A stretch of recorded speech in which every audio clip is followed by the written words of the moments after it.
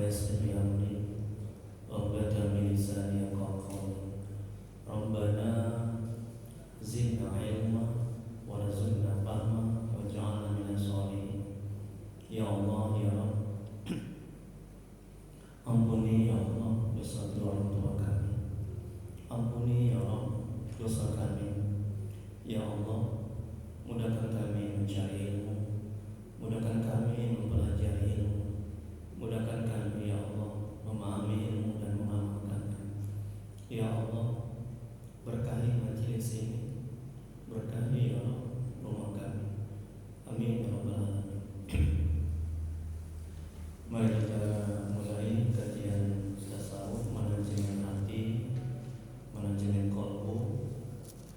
Kita alihkan kalangan Syekh Imam bin Mu'athilah Sakandari, semoga merahmati dan meridai. Amin. Dengan bacaan namun kita adapun pahalanya ditarikan dari Muhammad SAW kepada sahabat-sahabatnya, kemudian para tabi'in, tabi'in, untuk Syekh Muhammad Al-Jailani, untuk Syekh Imam bin Mu'athilah Sakandari, untuk guru-guru kita, untuk orang tua kita, untuk kaum muslimin dan muslimat pada umumnya. Al-Fatihah. A'udzubillahi minasyaitonir rajim. Bismillahirrahmanirrahim. Alhamdulillahi rabbil alamin. Ar-Rahmanir Rahim. Maliki yaumiddin. Iyyaka na'budu wa iyyaka nasta'in. Ihdinas siratal mustaqim. Siratal ladzina an'amta 'alaihim ghairil maghdubi 'alaihim waladdallin. Amin. Ilai anta maksudi wa ridhoka ma'lumin. Ya Allah, Engkau yang kami tuju, keridhaan-Mu yang kami cari. Bapak, Ibu, jemaah salat subuh yang dirahmati oleh Allah Subhanahu wa taala. Amin ya rabbal alamin. Baik, sekarang masuk hikmah yang ke-10. Benar, Bu? Benar, Pak ya? Ya. Sebelum kita masuk hikmah yang ke-10, kita ulang sedikit hikmah yang ke-9. Jadi bagi yang belum dapat materi hikmah yang ke-9 bisa diambil nanti di sini ya. Hikmah yang ke-9 yang lalu ya. Syekh Al-Imam bin Mu'athilah Sakandari, semoga Allah merahmati dan meridai. Amin ya rabbal alamin. Beliau mengatakan dalam kitab Al-Hikam, kalam hikmahnya, hikmah yang ke-9, berbagai jenis amal ibadah yang dikerjakan karena berbagai rupa, segala sesuatu yang datang pada gerak hati. Nah, jadi ketika hati bersih, hati ingin berzikir, maka lisan berzikir.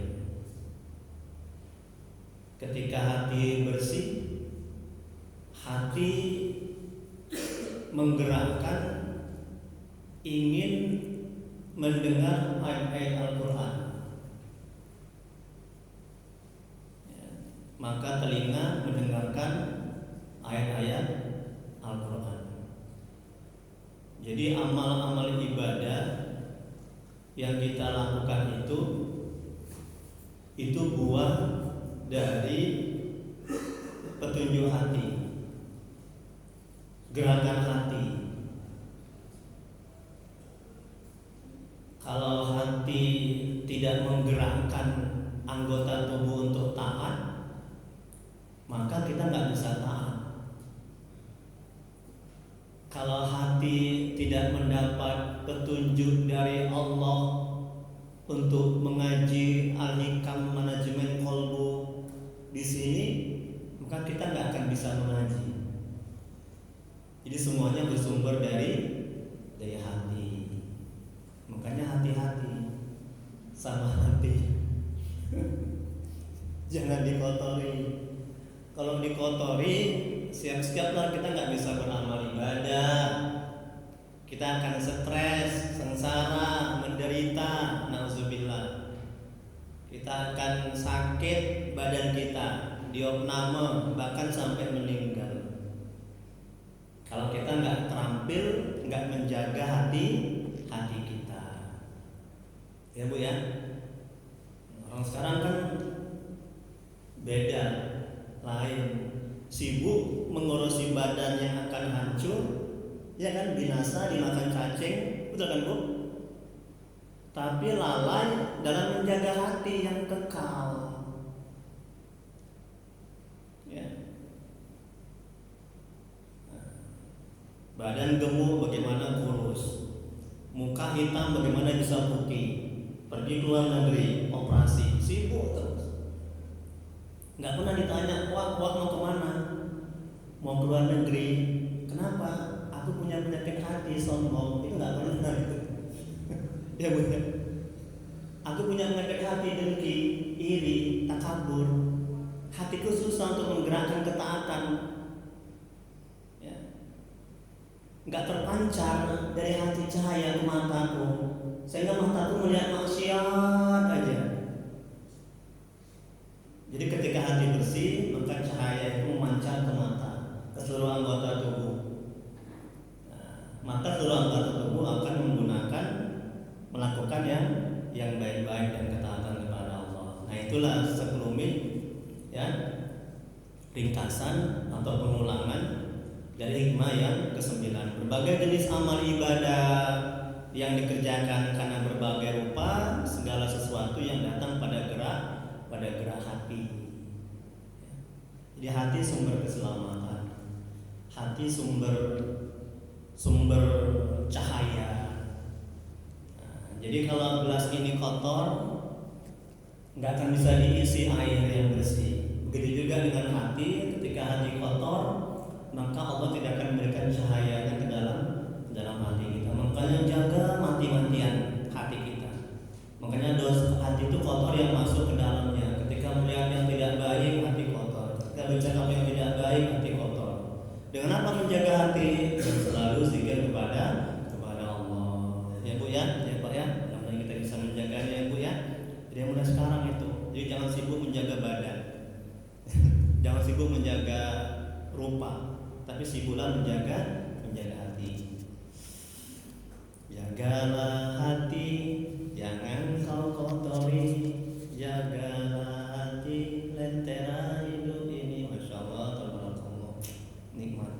Baik, sekarang yang ke-10 Bu, perhatikan hikmah yang ke-10. Syekh Al-Imam Ibnu Athaillah Sakandari, semoga Allah merahmati dan meridhoinya. Amin ya rabbal alamin. Beliau mengatakan dalam kitab Al-Hikam, kalam hikmahnya, amal perbuatan itu sebagai kerangka yang tegak. Masya Allah, tabarakallah, nikmatnya hikmah Al-Hikam ini ya, manajemen hati. Ini apa kata Al-Imam? Amal perbuatan itu sebagai kerangka yang tegak, sedangkan ruh atau jiwanya ialah terdapatnya rahasia ikhlas, ketulusan dalam amal perbuatan itu. Ibadah tanpa ikhlas ibaratkan jasad tanpa ruh. Gak ada artinya. Betul Pak? Ya. Ibadah tanpa keikhlasan ibaratkan jasad tanpa ruh, bangkai. Kita ibadah kalau nggak ikhlas, ibadah kita ditolak. Untuk itu sangat penting, merupakan suatu syarat diterimanya amal ibadah, yaitu dengan ikhlas. Kita lihat penjelasannya. Amal itu ibarat jasad yang tidak bernyawa, sedangkan keikhlasan laksana ruh yang menjadikan jasad itu hidup.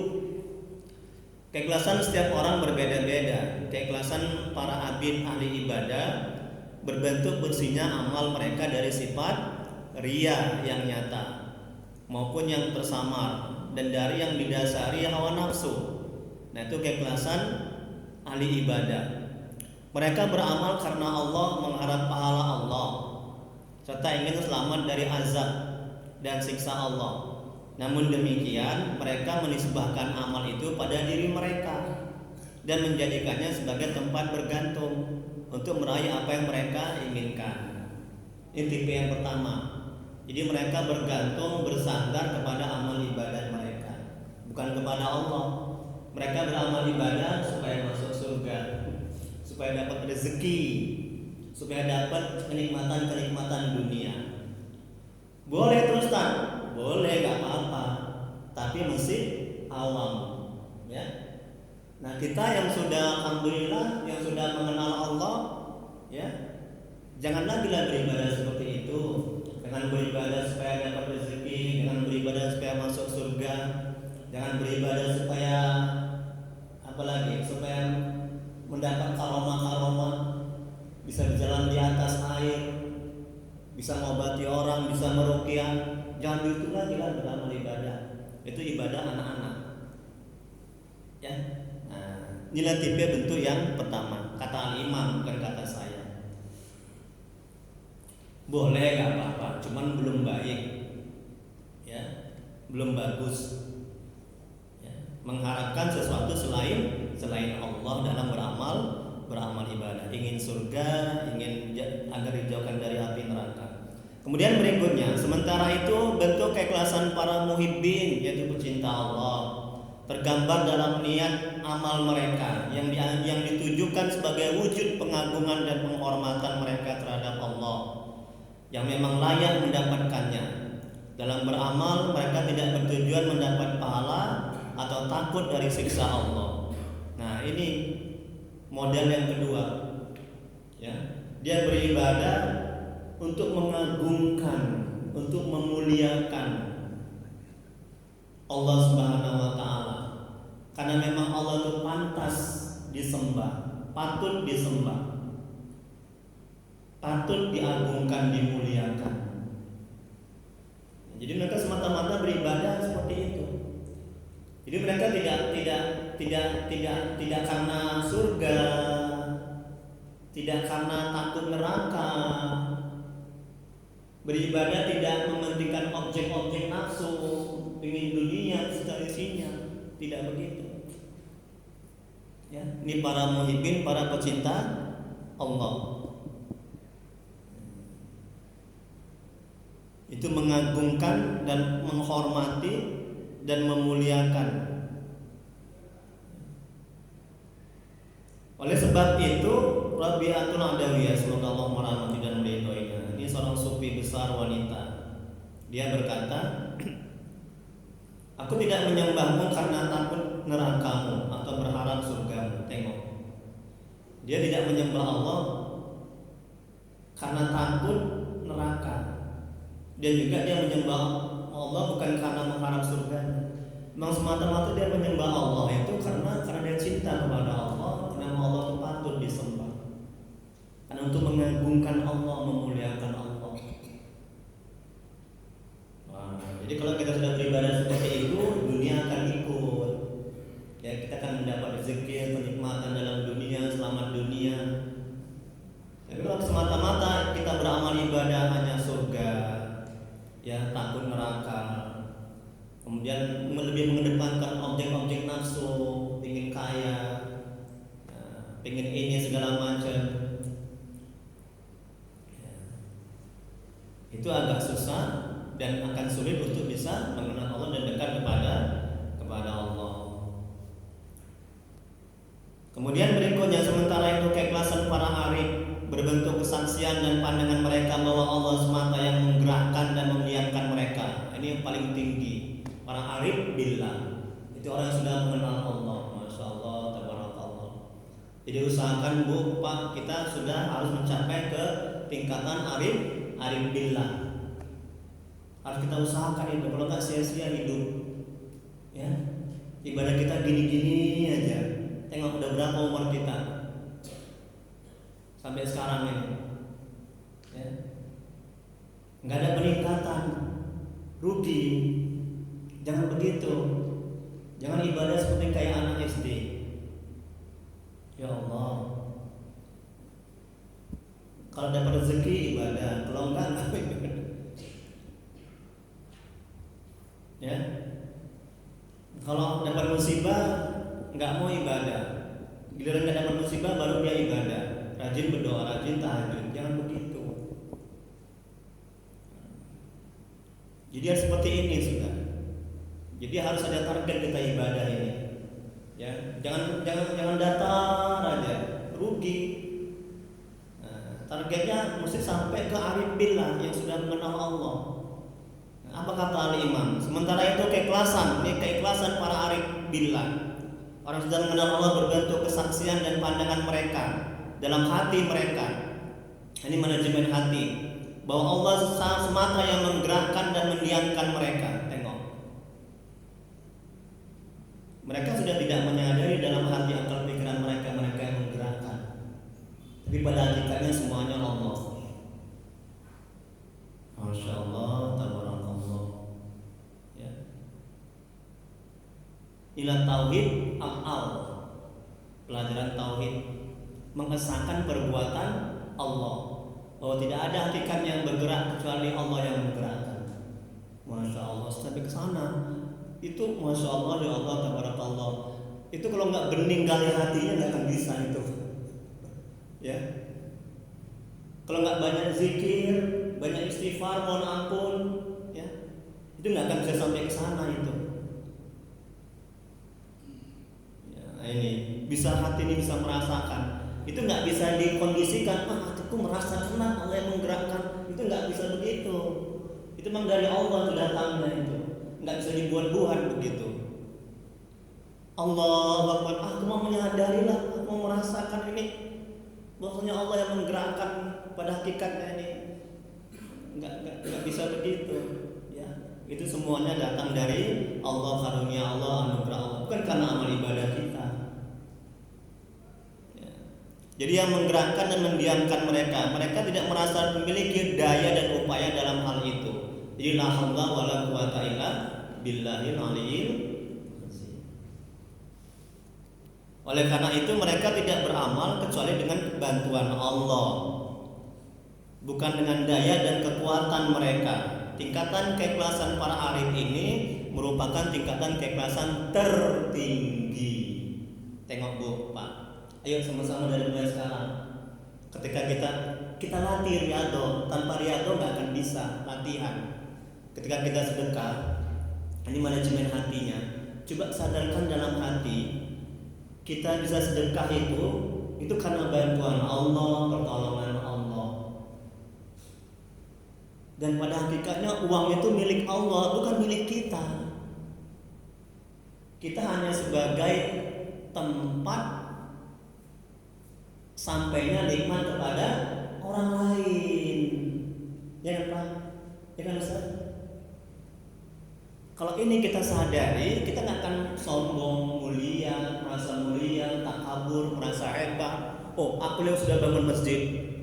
Itu cantik kali pelakonnya, tinggi kali itu. Masya Allah, tabarakallah. Semoga Allah membalas ya, yang menyumbang, yang sedekah, yang berwakaf itu ya.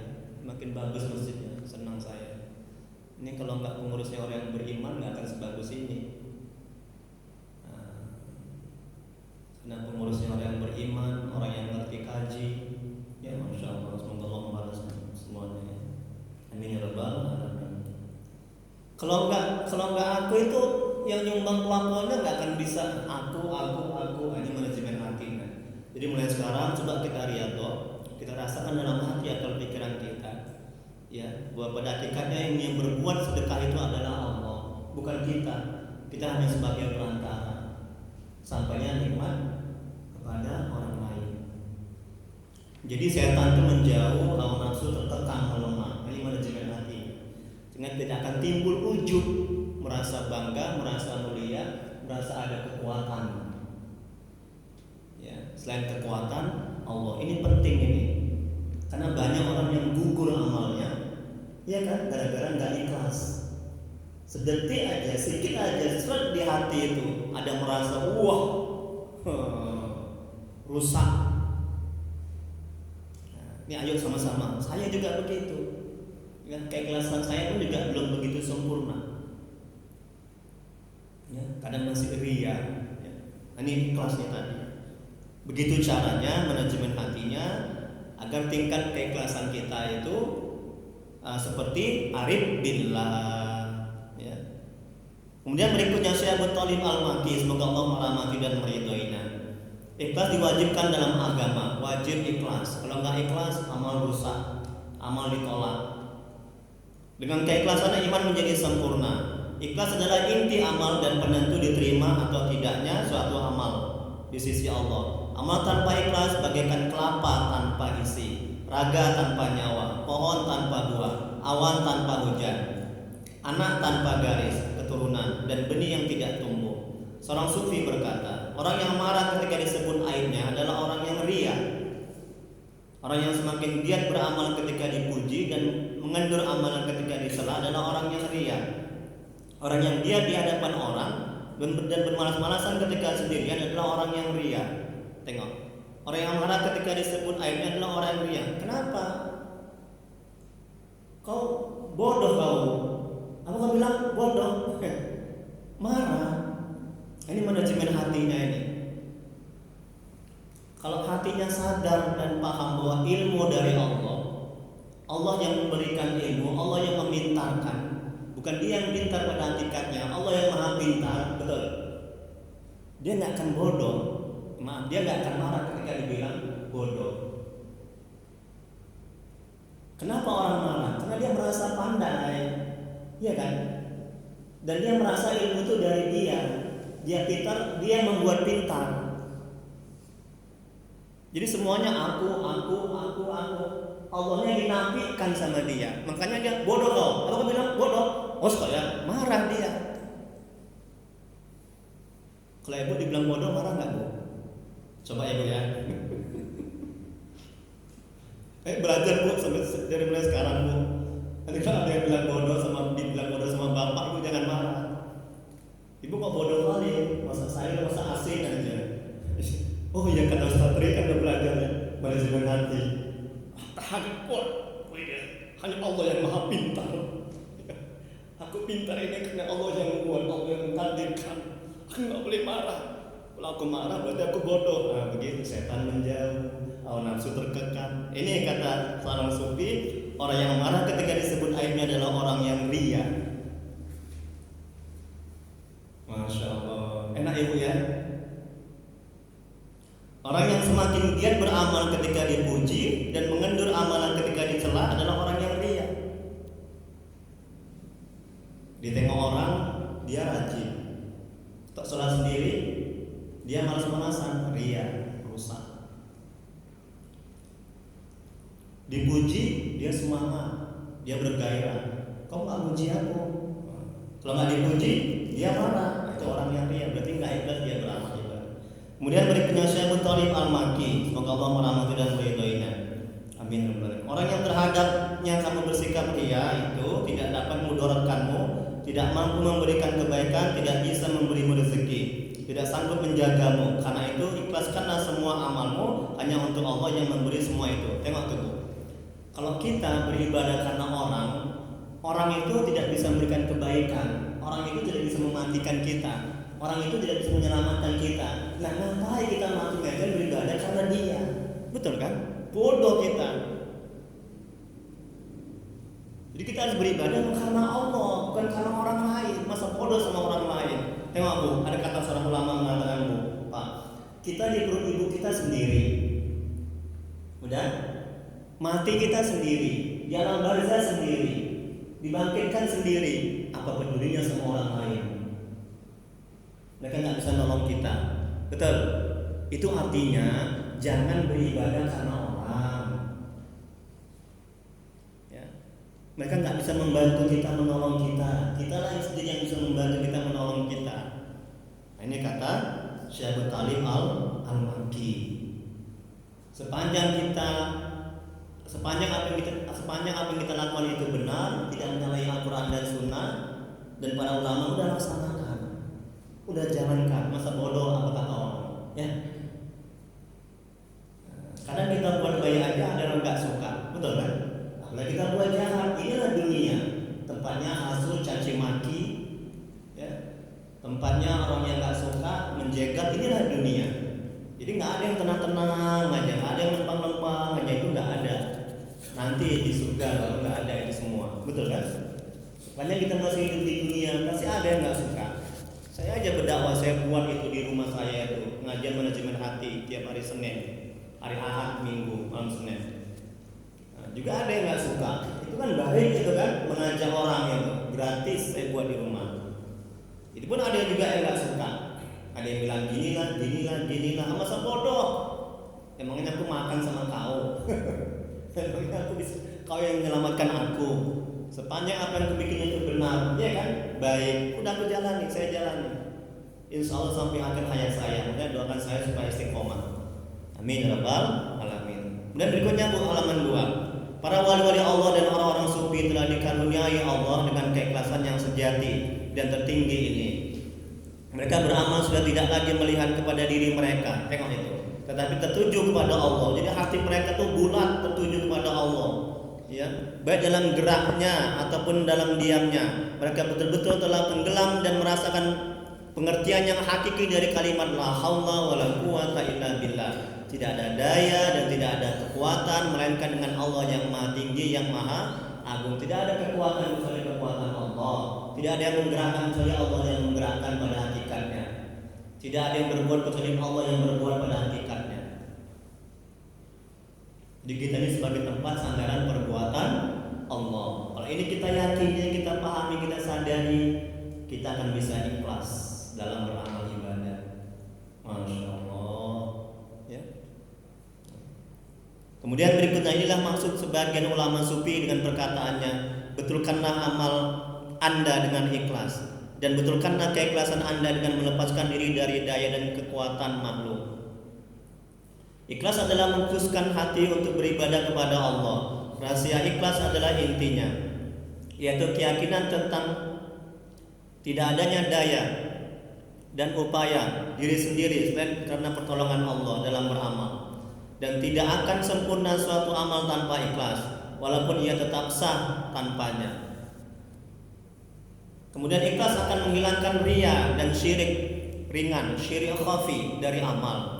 Rahasia ikhlas akan menghilangkan ujub berbangga diri dan akan mendisiplinkan nafsu. Sedangkan riya akan merusak kesahan amal, dan ujub akan merusak kesempurnaan amal. Jadi nggak ada gunanya kalau kita beramal riya, ya, tidak ikhlas. Kemudian semua amal hanyalah kulit, rangka dan jasad, sedangkan ruhnya adalah ikhlas dalam perbuatan. Seperti halnya tidak ada penopang untuk kulit kecuali ruh, karena jika tidak demikian kulit akan menjadi sekedar bangkai. Maka tidak ada penopang untuk amal-amal badan dan hati kecuali adanya keikhlasan. Jika tidak ada keikhlasan, maka amal hanyalah rangka yang berdiri dan kulit kosong yang tidak berharga. Jadi tubuh tanpa ruh tidak ada artinya. Beramal tanpa ikhlas tidak ada artinya. Allah berfirman Quran surah Al-Bayyinah ayat 5, padahal mereka tidak disuruh kecuali untuk menyembah Allah dengan memurnikan ketaatan kepada Allah dalam menjalankan agama dengan lurus. Inilah perintah, ini dalil perintah untuk ikhlas dalam beramal. Kemudian berikutnya Rasulullah SAW bersabda ketika menyampaikan firman Allah, akulah yang terkaya di antara mereka yang mereka sekutukan. Barang siapa yang menyekutukanku dengan yang lain, maka aku tinggalkan dia beserta sekutu mereka. Jadi Allah melepas diri pada orang yang tidak ikhlas, yang beramal karena makhluk. Itu Allah lepas tangan. Ya. Nah, Allah nggak akan melihat, Allah nggak akan mencatat amalnya ditolak. Dan Rasulullah SAW bersabda, yang paling aku takutkan dari umatku adalah syirik ringan, yaitu riya. Rasulullah SAW bersabda, hindarilah syirik ringan, karena syirik itu merayap seperti semut. Beliau ditanya, apa yang maksud dengan syirik ringan? Beliau menjawab, riya. Inilah kalau kita nggak ikhlas, rusak. Ya. Kemudian berikutnya halaman 3 Bu, Pak, coba lihat. Diriwayatkan bahwa Nabi Rasulullah SAW ditanya tentang ikhlas. Beliau menjawab, tunggulah sampai aku tanyakan hari ini kepada Jibril. Saat ditanya, Jibril menjawab, aku akan bertanya kepada Tuhan yang Maha Agung. Kemudian Jibril bertanya kepada Allah, Dan Allah menjawab, ikhlas adalah salah satu rahasiaku yang aku titipkan di hati orang yang aku cintai dari hamba-hambaku. Tengok itu Bu. Jadi ikhlas ini bukan karena amal ibadah kita. Ikhlas ini nggak bisa dibuat-buat. Ikhlas ini karunia Allah, anugerah Allah yang Allah berikan di hati hambanya yang bersih. Makanya agar Allah memberikan keikhlasan dalam hati kita, bersihkan amal, bersihkan hati dengan banyak zikir, banyak ketaatan kepada Allah. Kalau hati kita sudah bersih, Allah akan menganugerahkan, akan mengkaruniakan ikhlas ke dalam hati kita. Ini nggak bisa dibuat-buat, itu karunia, anugerah. Ya. Jadi mesti kita persiapkan hati kita, ini manajemen hatinya. Agar kita bisa ikhlas, kita persiapkan hati kita, ya. Nah, sebersih mungkin, sebagus mungkin, selapang mungkin, ya. Nah, agar Allah memberikan ikhlas ke dalam hati kita. Ikhlas tidak bisa dilihat oleh satupun malaikat sehingga dia bisa mencatatnya, tidak juga oleh setan sehingga dia bisa merusaknya. Inilah ikhlas. Kemudian berikutnya sebagian sufi berkata, ikhlas adalah maqam ihsan, yaitu engkau beribadah kepada Allah seakan-akan engkau melihat Allah, tidak ada perhatianmu pada yang lain. Itulah ikhlas. Yang merasa ditantang oleh Allah, dilihat oleh Allah, ya. Dan tidak merasakan dia yang berbuat pada hakikatnya, dia yang menggerakkan pada hakikatnya. Hatinya merasakan semuanya bantuan Allah, pertolongan Allah atas daya dan upaya Allah, bukan atas daya dan upaya dia. Itulah dalam sholat seperti itu coba Bu. Selama sekarang ini Bu, sholat kita masih jauh dari kesempurnaan, masih belum bisa merasakan seperti itu. Makanya ayo Bu sama-sama kita riyadhah latihan. Nah, ya. Kemudian mujahadah, sungguh-sungguh ya berjihad untuk menekan hawa nafsu. Dengan apa? Dengan puasa Senin Kamis, dengan puasa sunnah, ya, dengan menjauhi maksiat dan maksiat. Ya, semoga Allah membalas. Kemudian berikutnya, ikhlas mempunyai 3 tingkatan. Yang pertama tingkatan umum, yaitu menghilangkan gambaran makhluk dari dalam hati untuk bergaul bersama Tuhan, tapi masih disertai mencari hasrat duniawi dan ukhrawi, seperti menjaga badan, harta, limpahan rezeki, istana dan bidadari. Ini tingkatan yang pertama. Kemudian tingkatan yang kedua tentang ikhlas, tingkatan khusus mencari hasrat ukhrawi tanpa hasrat duniawi, yaitu mencari surga tanpa mencari dunia, tanpa hasrat dunia.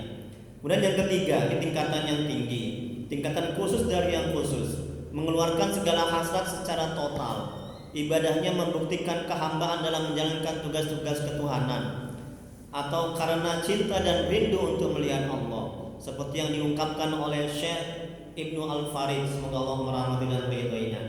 Apa katanya? Aku tidak meminta nikmat apapun dari surga, selain hanya aku cinta untuk melihatmu. Ini tingkatan yang ketiga, yaitu dia beramal ibadah, ya, untuk apa?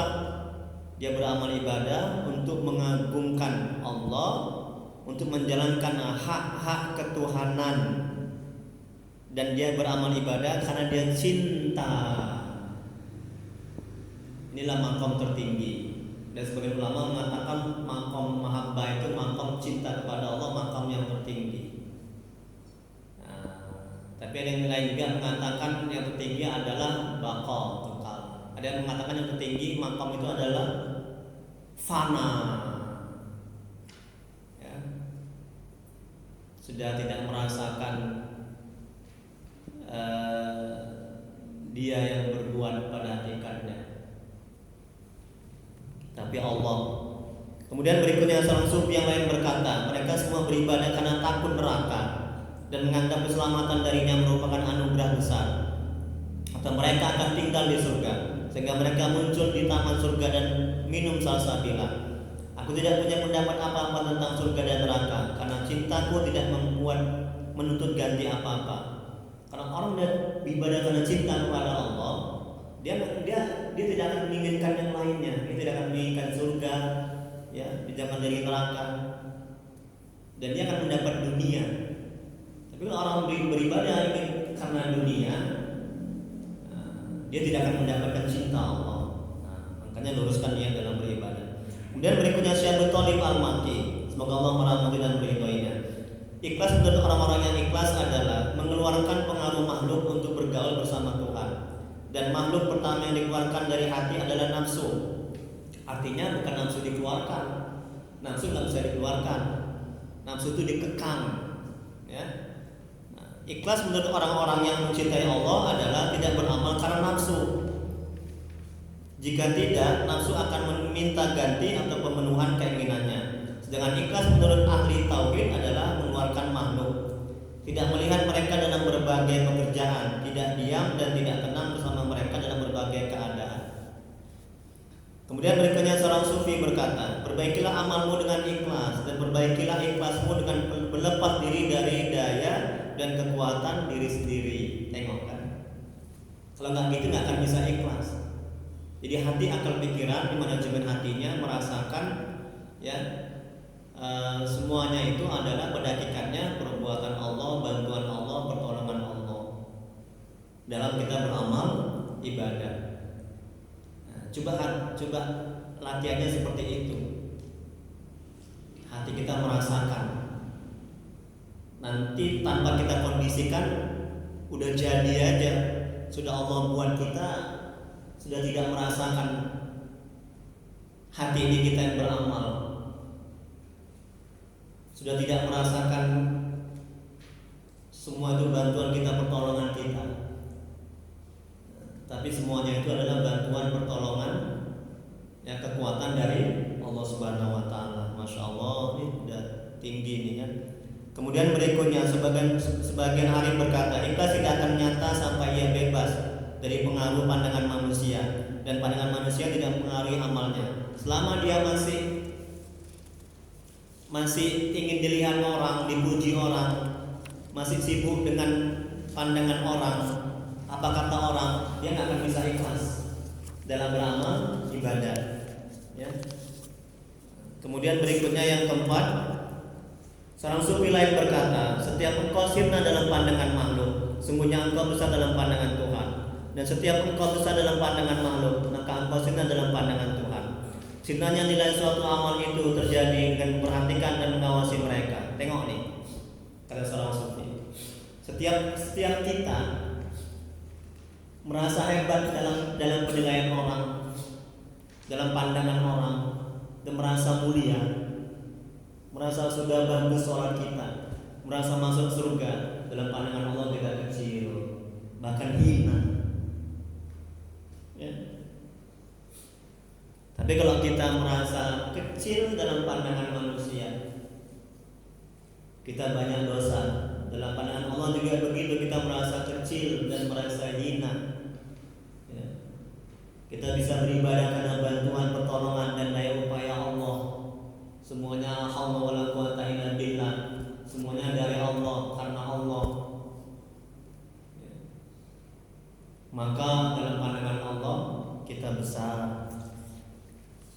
Seorang alim berkata, selama seorang hamba memperhatikan manusia dan memuliakannya, maka ikhlasnya tidak tercapai selama-lamanya. Masya Allah, Bu, Pak. Ini kalau kita amalkan aja, insya Allah kita bisa ikhlas dalam beramal ibadah. Jadi tolong diamalkan ini. Ya. Jadi kalau kita masih sibuk dengan apa kata orang, dengan penglihatan orang, dengan perhatian orang, penilaian orang, kita nggak akan bisa ikhlas. Aku mau sholat, kalau aku pakai jubah apa kata orang? Aku mau sedekah, kalau aku sedekah banyak, apa kata penilaian orang? Itu kita nggak akan bisa ikhlas ya. Ini kata seorang alim. Kemudian berikutnya seorang alim berkata, muraqabah kepada Allah. Muraqabah itu merasa dilihat Allah, ditatap oleh Allah, diawasi oleh Allah. Ya. Hati merasa kehadiran Allah. Masya Allah, nikmat kali itu. Kita akan bisa ikhlas itu. Tapi kalau nggak gitu, sulit untuk bisa ikhlas. Bagaimana supaya bisa muraqabah? Selalu zikir, ingat kepada Allah. Zikir, ingat kepada Allah menghantarkan kita bisa muraqabah. Kalau kita nggak zikir, ingat kepada Allah, susah untuk bisa muraqabah, susah untuk bisa merasa diawasi, ditatap, dilihat, dipantau. Kenapa kita takut mencuri di masjid ini? Karena ada TV itu. Kalau ada TV, ada CCTV selalu mengawasi melihat, betul kan? Sehingga kita takut mencuri. Nauzubillah. Ini contoh. Dan orang-orang akan takut mencuri di masjid di kota infak.